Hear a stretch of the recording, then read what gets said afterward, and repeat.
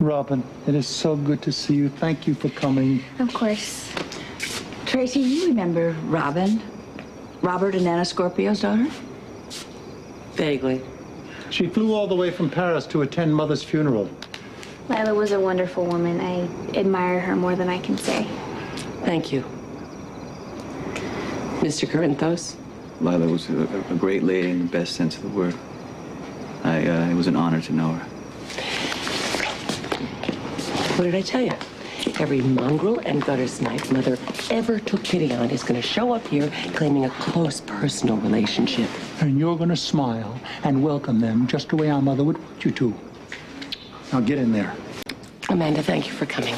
Oh, it was such a privilege to know your mother. I'm glad you could be here. My grandmother always really liked you. Well, I really liked your grandmother.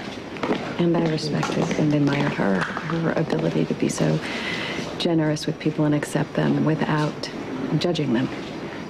Well, there's no question it was a real loss for anyone who ever knew her.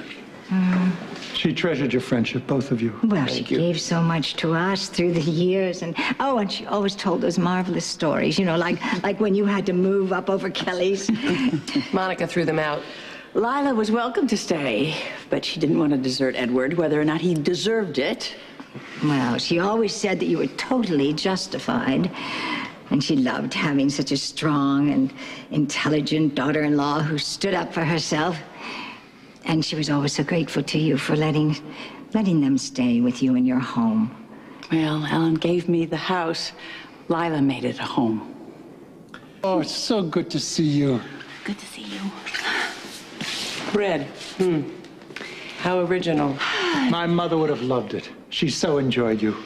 Well, it truly was a mutual admiration society, and I was so very proud to be Lila Quartermain's daughter-in-law.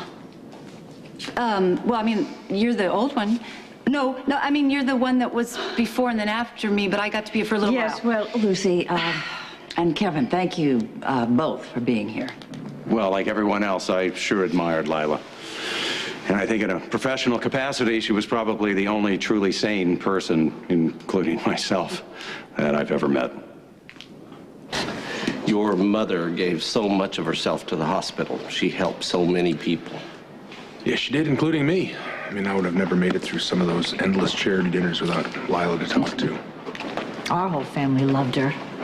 I wish Luke could be here to tell everybody how much, because I don't have the words, but Lila was magnificent. Well, I'm sure Lila would say the same thing about Luke. She had a weakness for scoundrels. We'll all miss her. We will too. Thank you so much for bringing her memoirs. It means a lot for us to have a permanent record of her life in her own words.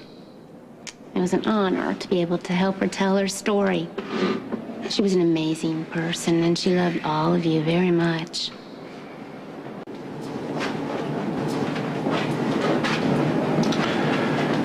We have come together to celebrate the life of a remarkable woman. Lila Morgan Quartermain was loved by every person in this building. That's not an exaggeration or a pleasantry. It's a simple statement of fact. I came into the Quartermain family many years ago. Quite a formidable group.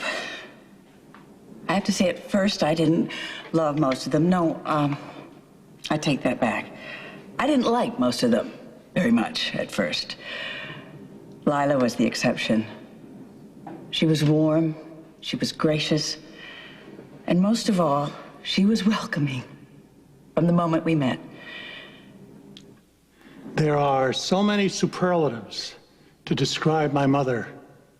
Kind and generous and loving and beautiful. Oh, God, was she beautiful. I never met a person who didn't like her, which I understand. But she liked everybody, which I'll never understand. She laughed. She loved with an open heart, and it was returned in kind by her family and her friends. She was the best. When I was 14 years old, I overheard two friends of my mother trying to figure out how a woman as delightful as Lila Quartermain could have raised me. A sentiment that I'm sure has been echoed by many people over the years. She always saw the best in me. And when I disappointed her, which happened frequently, she would express her displeasure mildly, and then she would tell me she loved me anyway. That love has sustained me my whole life. She embodied the elegance of her generation while at the same time rising above them to pursue her own goals. She had faith in herself. She was a unique individual. She never stopped learning. And I, in turn, will honor her by learning from her.